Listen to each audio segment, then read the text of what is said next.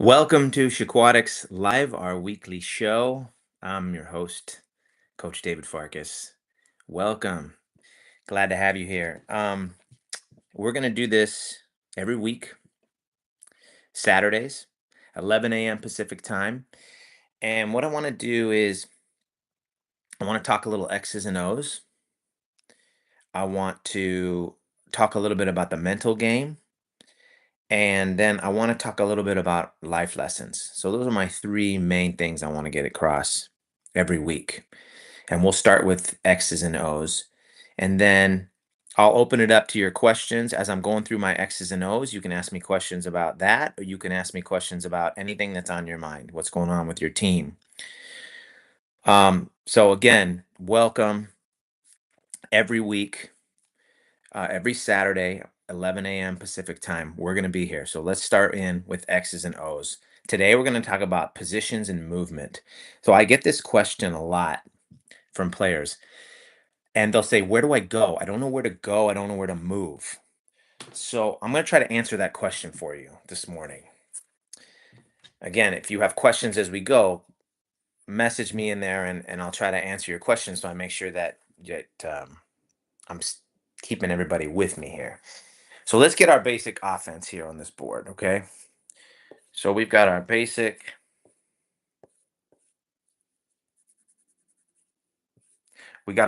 umbrella offense. Let me tilt this down so you guys can see it.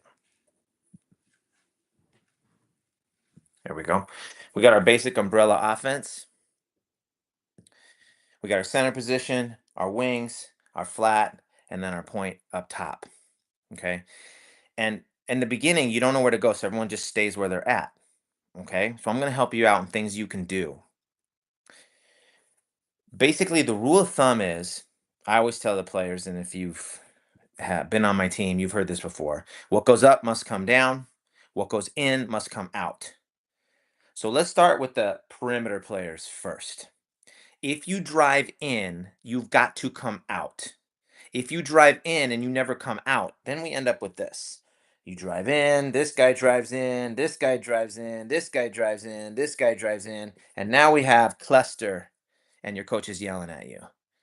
Okay, we have bad spacing. We need balance on offense. So if you drive in and you don't drive out, we lose our balance. All right? Where do I go? So let's give you some concrete examples of where you can go. Make it simple. All right? Let's focus on the weak side right now. So if 2 meters is set on this side of the pool, right? And we have the ball over here, let's say.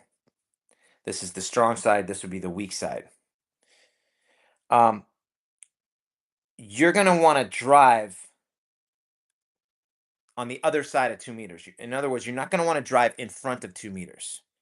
Why? Because we're trying to get the ball into 2 meters.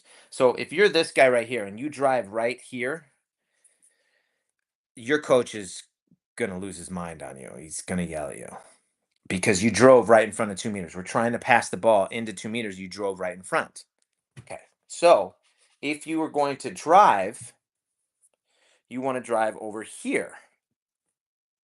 Okay. Or if you're this guy, drive here, not across. So that's number one. And then let's just take the three position, this points. So let's say you're this guy and you drive here and you try to get open. Okay. If you beat your man and you have inside water, right? Then this guy can cross the ball to you and we can attack. That's great. So you try to do that. That's fine. But let's say you don't get inside water and you don't get anything. So you drive, you don't get anything, you don't get anything, right? Instead of just driving all the way back up the point, what you do is you drive down here and you empty out to the wing. And then this guy balances up, and then this guy balances up to the flat. And then we're in balance again, right? You say to this guy, balance out. Use your words. Okay, you want to use as few words as possible when you talk to your teammates. Okay, you don't want to say, "Hey, go up to the flat. Go up to the flat. Go up to the point." No, balance out. They should know what to do, right? So you drove down, you tried to get open, you weren't open, you didn't get the ball. Instead of just driving and staying, you just go Nothing's happening. You empty out to the wing. That's fine. What you did was great, right? You occupied a defender, so he's not able to just sit there. You gave your defender an opportunity to make a mistake, right? Try to get open. So all that's positive. Now, I will say be careful on the timing of your drive. I'll give you one quick example. So let's say you're this point and you want to drive on your man. And again, for those of you just joining in, we're trying to answer the question, where can I go on offense? This is where can I go? I want to drive somewhere. Where can I go? And that's what I'm answering right now. So you're this three guy and you want to drive on your man. You want to try to beat your man. Timing. Let's say this guy, right, at the 4 is about ready to pass the ball into 2 meters. Okay. Now, we all know when the ball goes into 2 meters, in general, there's only a couple things that are going to happen. He may get an ejection or he's going to shoot the ball. That's the most likely situation. Or it's going to get stolen. There's a crash or a dropper there. So, stolen, shot on goal, or um, ejection and a man up. Okay. So, stolen and shot on goal, we're going the other way unless he scores, but he might miss. Okay. So, you don't want to drive as this ball's in the air. That doesn't do anything for you. You want to wait and see what happens to this play. Because if you're driving at the same time this guy's shooting, what happens if the goalie blocks the ball? Now you're down on a counter and you're toast. The timing of your drive was poor. Okay? So make sure that you're not driving right before a turnover, right before a shot on goal. Those would be bad times to drive. Now, similarly, this guy over here at the 2, he could drive down here and empty out to the wing as well. Balance out, this guy bounces up. This wing player, over here, he could try to drive in, try to get inside water, try to pin his man on his off arm so he could step out, catch and shoot, right? But again, what goes up must come down. What goes in must come out. So if you drive in and you don't have anything, just come back out. Right? That's the general principle. You can move, you can drive, but you can't sit inside and clog everything up. Now, you say, Coach, what if I'm driving in and we're setting a double post? Okay, fine. But it has to be a viable double post. So let's say this guy drives in and then sets right here, establishing another post. Okay? So now you have a double post.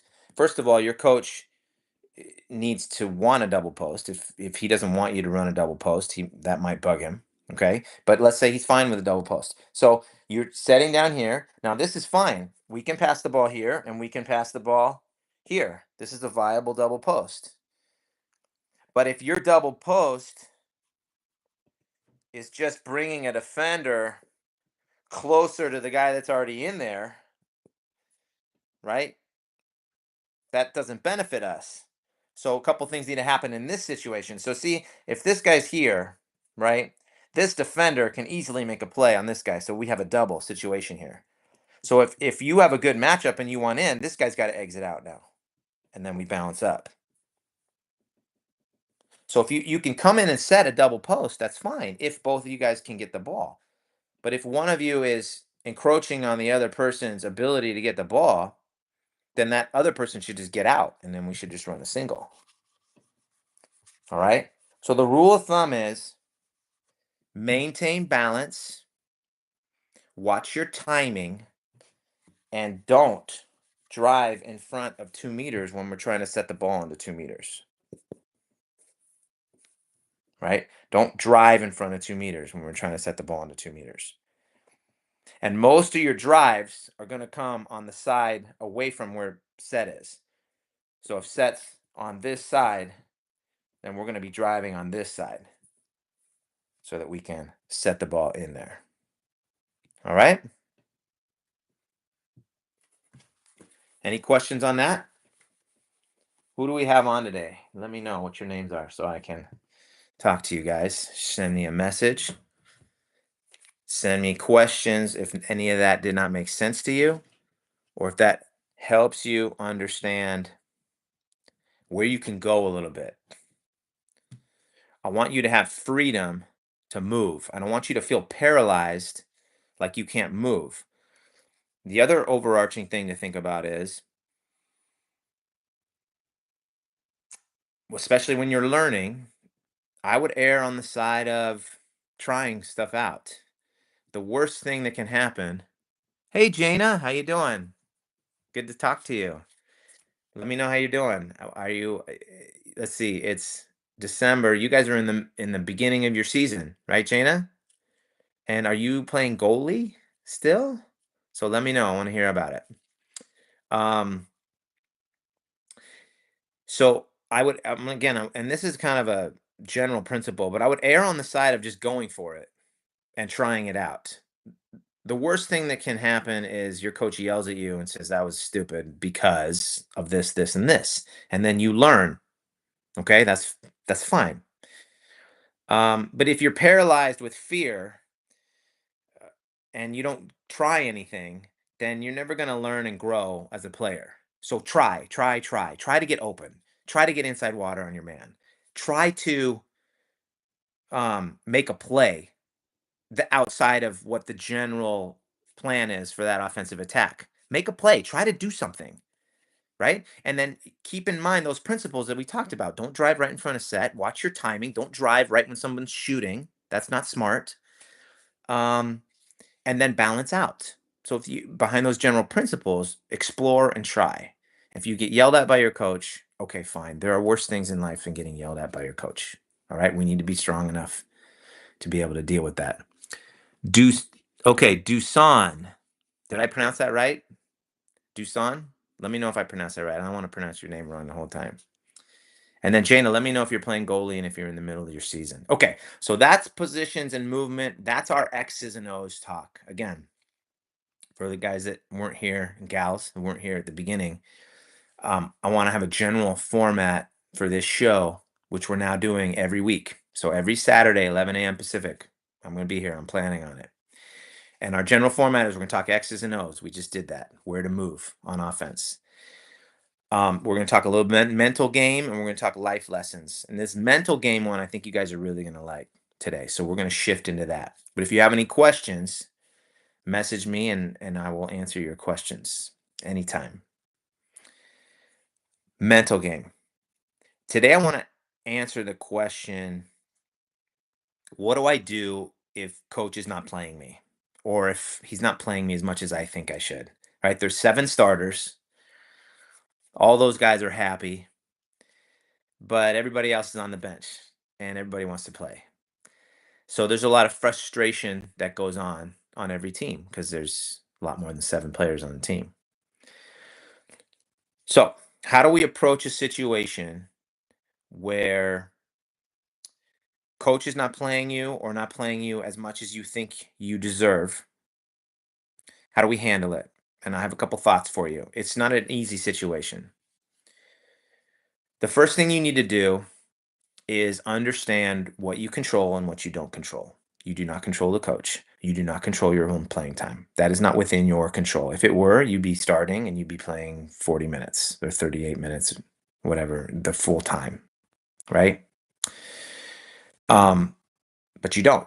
You don't control that. Like you don't control the referees, like you don't control your other teammates. Like you don't control how many goals you can score. Otherwise, we all score 10 goals every game. So you don't control the coach. What do you control? You control your own effort. You control whether you get to practice on time. You control your attitude. If it's the off season before, you control how hard you're working during the off season, right? And for those of you guys that are in an off season right now, you should be developing your skills during your off season. You should pinpoint 2 or 3 skills you want to develop. And we can talk about that in just a moment. So you control your own effort, you control what you do in the pool, you control how well you play. Number 2, if there's people ahead of you that are playing more than you have to shut them down in practice. That's the fastest way to playing time. That will get the coach's attention. If there's, let's say Bob is playing ahead of you, okay? When you line up against Bob in practice against in a scrimmage, shut him down.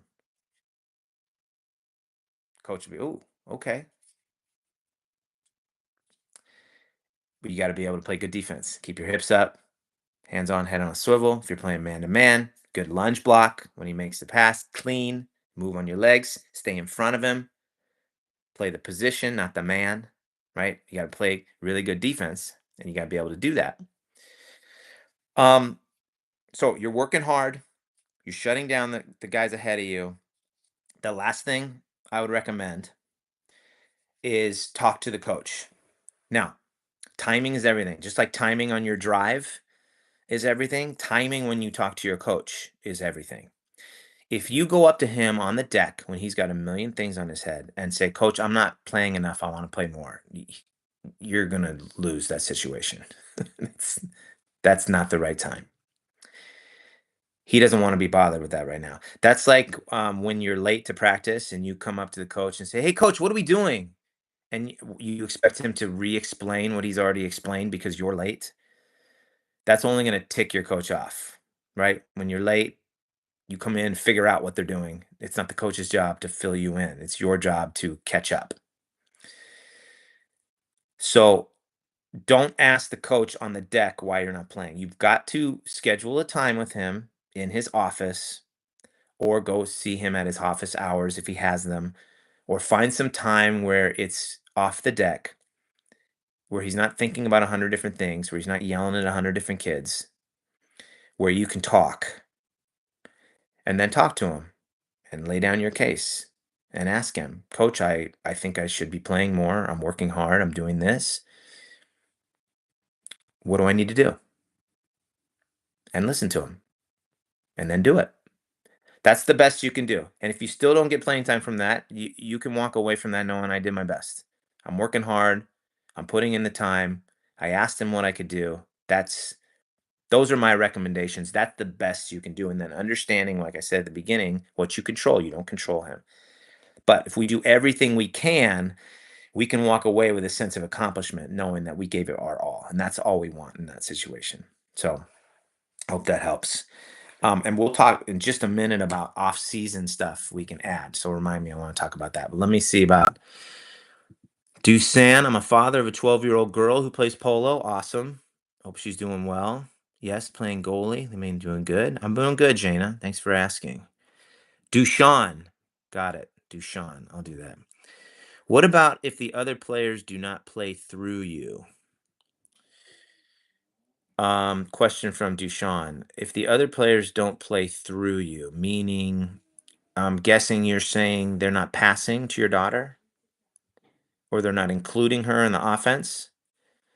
If that's what you mean, just verify that with me and I'll answer that question. But I just want to make sure I have it right. If the other players are not playing through you, meaning they're not passing you the ball when you're open, that's my that's my guess. Let me know if that's true, Dushan. Um, Jana, let me know if you're having struggles as a goalie. I'd like to hear about that.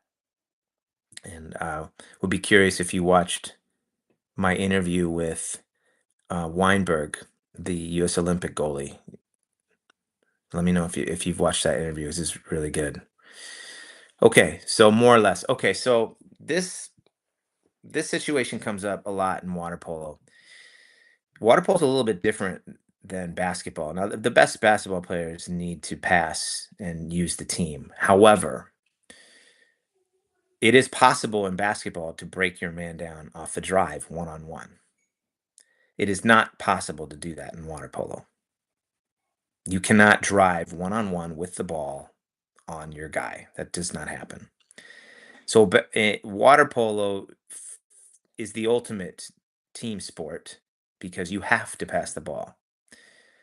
Now, the center position can't pass it to himself. So you could have the best center in the world, and if he doesn't have players around him that pass him the ball, no one will know it because he will never score the ball or never draw an ejection. That's just a fact. I saw this when I would watch my players play in high school. I usually took them up to high school, and then I would uh, let them go to their high school teams or their other club teams. So when I would watch them, I was no longer coaching them, and I would watch them play in high school. And sometimes I'd talk to their parents, and their parents would say things to me like, "He's just not. He's not a strong offensive player. He's doing great on defense, amazing on defense, but he's not doing good on offense." And oftentimes I would tell them, I'd say, okay, and then I'd watch the game. And I'd tell them at the end of the game, I'd tell the parents, well, he can't pass the ball to himself. He's getting open. His teammates are missing him. It's frustrating. He needs one teammate who will pass him the ball, and you will see what he can do on offense. That's why they would say, "Oh, he's doing great on defense," because you can play individual great defense on your own. And you can see that shows up, but you cannot play offense on your own. If you get inside water and you're man and nobody passes you the ball, your inside water was useless. Except to me, who knows you got open and knows if you were playing with other teammates who could get you the ball, you would be doing great, scoring two, three, four goals. So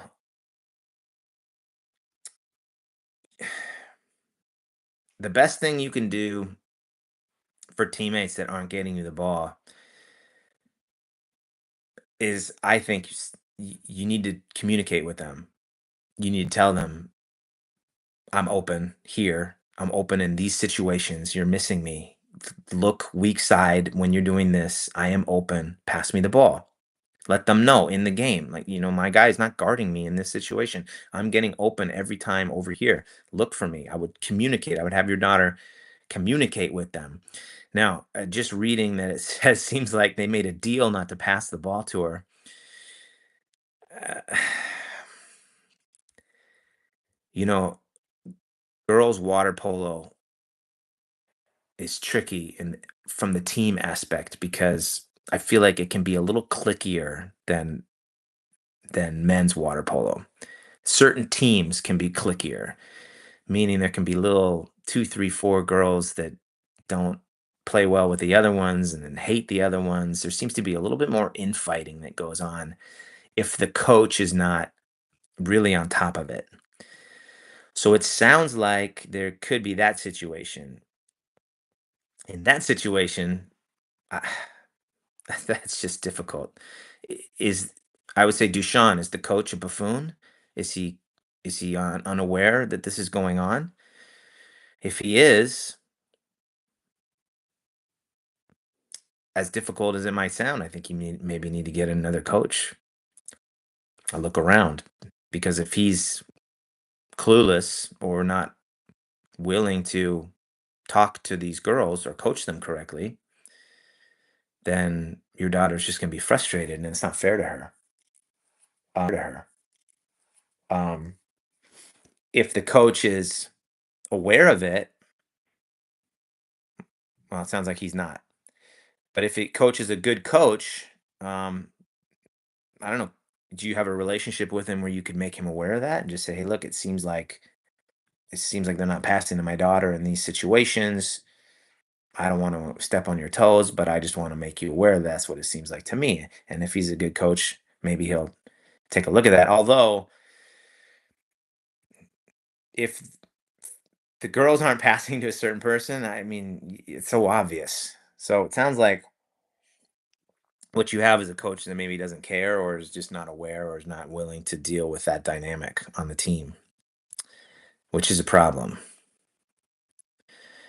Um, oh, she's the best. She's the best player and they're not passing her the ball? Deshaun, that makes no sense. It it sounds like you might need to reach out and find a new program. If you can talk to the coach, I would talk to the coach. It's a tough situation to have your daughter talk to the coach. I- Maybe have your daughter talk to the players on the team and ask them. I would recommend that. because that will go one of two ways. They'll be open to it, or they'll be jerks to her, which tells you exactly what you need to know. If they're jerks to her, you got to find a new team. As horrible as that sounds, right? So that's the way I would approach it. It's not an easy situation.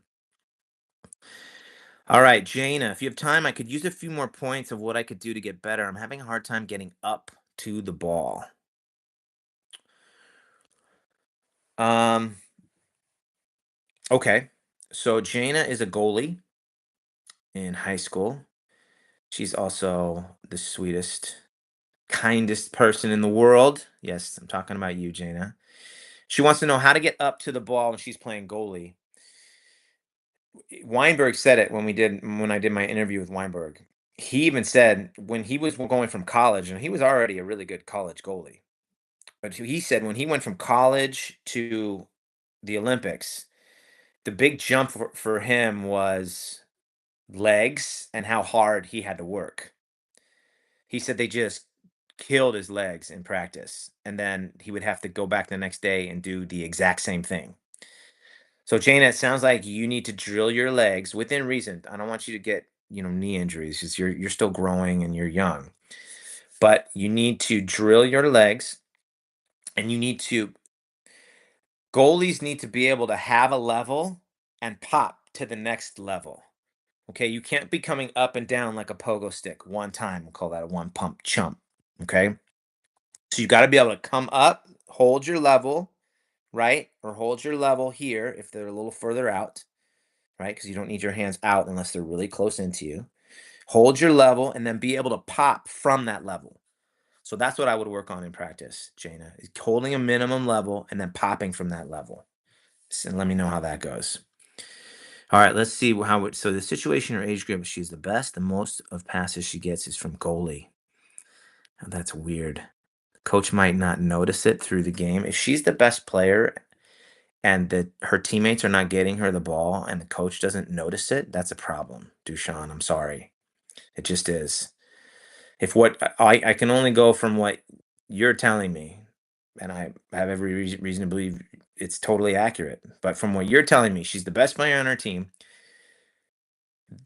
Her teammates are not passing her the ball. Only the goalie passes her the ball. It's ridiculous. And the coach is not doing anything about it. There's nothing you can do except find a new coach or talk to the coach first and see if he'll do something about it. Listen, she's really good. You don't even just have to say the best player on the team. Just say she's really good. That's an obvious fact. The goalie is the only one passing her the ball, coach. Shouldn't the other teammates be passing her the ball? If you want to salvage this team, I would talk to coach first. But if not, you got to find a new coach. Oh, good. She can play with the older group. That's good. That's good. All right. So we talked positions and movement, where to go. That was what we started with. How do you know where to go on offense when you drive?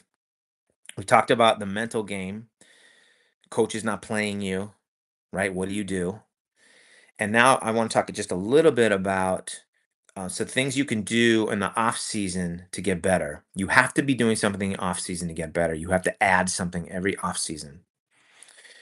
Um, so like right now, for the guys, it's the off season in California. For the girls, they're right in the middle of their season. So this is obviously a little bit more for the guys, but girls thinking ahead to the summertime. Try to add something to your game. A great thing to add to your game in the off season is hips up crab, right? How you move on your legs on defense. You cannot add that during the season. It already has to be there, right? So moving with your hips up and laterally is a great skill to add in the off season. If you have a pool available to you, you have to work on it in the pool.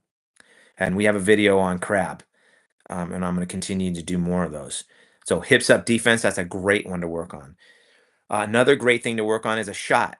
Okay, let's say you're weak on your upper corner shots. So you just drill, and I recommend you pick one upper corner, right or left, for a while, and you just do 10, same upper corner, boom, boom, boom, boom, boom, boom, boom, and then 10, other upper corner, right? Let's say you want to add a lob shot, work on your lobs. Let's say you want to add a pump into a lob. So you work that pump, lob, add a shot. Let's say you want to add sweep shots, you're a center, right? Okay. If you don't have access to a pool, the wrist is a great thing to work dry land. And we have tons of dry land videos to help you, and there's tons on the internet too you can take a look at. I would even look at basketball dry land stuff, basketball drills to do. Because what you want is you want your quick twitch wrist muscles to get in, right? So we do the one where we're up on the wall. You can do it with a basketball, water polo ball, whatever. Basketball's nice because it's a little heavier and it's a little bigger. So it gets your hand used to that. It's bigger. So when you get the smaller ball, you feel like a giant. That's nice. Anything where you're working wrist strength, snapping the wrist, right? Quick twitch muscles. Develop your wrist is a great thing to do in the off season. Doesn't require a pool. You can do it anytime you want. All right. And lastly, today, unless there's any more questions, I'm going to end with a little life lesson for you guys to think about. If you feel overwhelmed when you're playing polo, if you feel frustrated, if you feel like you don't know what to do, or you're not doing it right, or you're not succeeding like you think you should, I want you to try to focus on your job in the pool. Everybody has a job to do. Okay, the coach should make clear what each person's job it is to do. For example, I was a lefty. I played the 5 spot. What was my job? My job was to feed 2 meters. That was my job. Okay, so if I got overwhelmed, frustrated, whatever, I could focus on my job. Am I feeding 2 meters? I'm either doing my job or I'm not doing my job. Okay, if I do it to the best of my ability, then I'm at peace. So when you're feeling frustrated, when there's noise going on, all kinds of stuff going on in your head, you're confused, whatever. Focus in on what you're supposed to be doing, the 2, 3 things you're supposed to be doing in the pool. Do those to your best of your ability,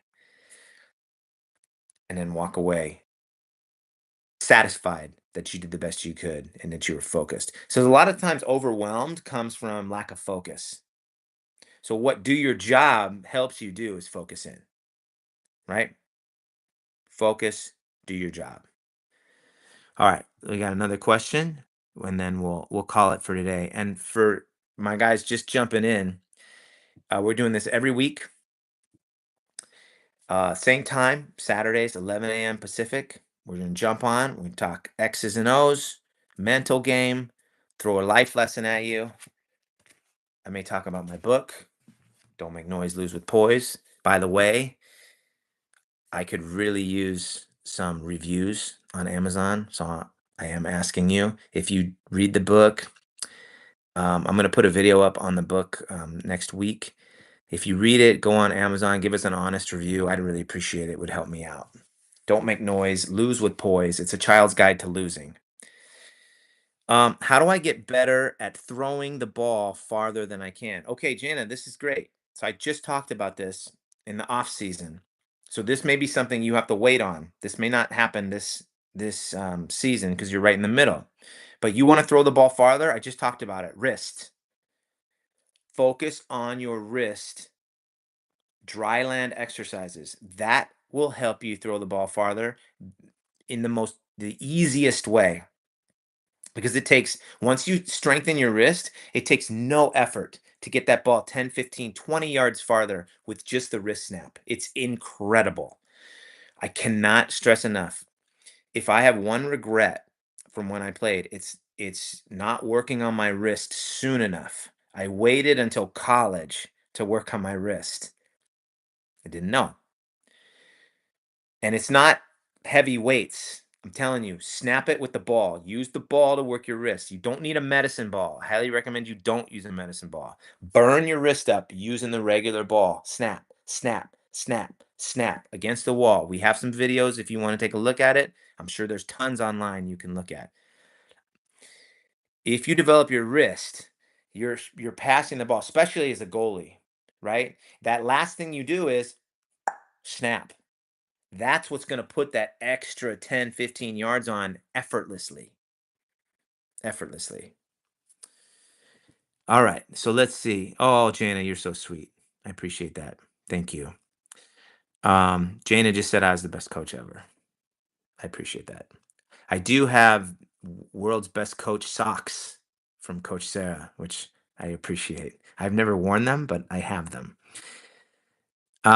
Hey, my season ended about 2 months ago. I'm in high school, and it was my first year doing water polo. But so I'm wondering how I can improve. I was always been labeled as being stiff. Okay, well, we talked about it a little bit. The wrist, you can improve that way.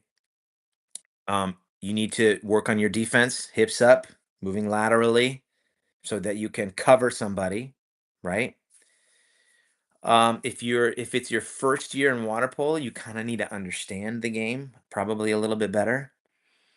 So I would recommend um, like the video on kind of what we're trying to do on offense and trying to feed 2 meters. Um, Q, the if you watch the beginning of this live, the very beginning, I talk about where to go on offense and where you can go and what to do when you get there, or what to do when you don't get the ball. So if you want to watch the beginning of this live episode, because I'm not going to go over that again, I go over all the X's and O's. And like I said, the beginning of each live episode we do on Saturday will be an X's and O's type thing. So watch the beginning of this one, and I'll say one thing about stiff, and then we'll leave it there for today.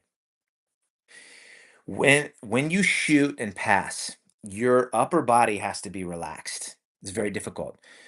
So when we tense one part of our body, we tend to tense the whole part of our body. So what are we doing with our legs? We're driving our legs hard with our egg beater, right? So a lot of us, when we drive our legs hard, we stiffen our upper body.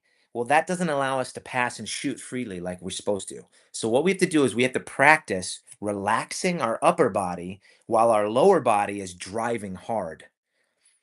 So when you're passing, when you're warming up, that's what you're going to focus on. You're going to focus on relaxing the upper body, relaxing the arm. Don't worry about what happens with the ball. Just relax and drive the legs hard and find that separation. It's kind of like patting the head, and rubbing and circling with the hand. You kind of just have to practice doing two separate things. You have to practice driving the legs hard and relaxing on the top. And with that, guys, this is so exciting. We're going every week. I'm not doing once a month. I'm doing every week. So I want to see you guys here, 11 a.m. Pacific time, every Saturday. Please, if you haven't checked it out, check out our book, Don't Make Noise, Lose with Poise. Give me a review on Amazon if you are so kind. And I really appreciate you guys joining me today. And I will see you next week. If you have questions after we sign off, then please just send me a message on our channel and I will try to get back to you. All right, guys, take it easy. Have a great week. Bye.